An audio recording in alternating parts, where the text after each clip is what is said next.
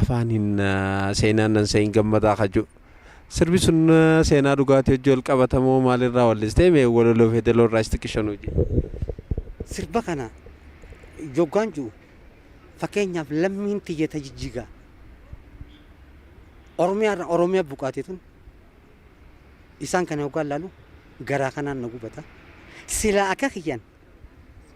takkatti fooqii way takka gamoo jaaree isaan kana tokkotti irra kaayuun qabu akka kiyyan kanaaf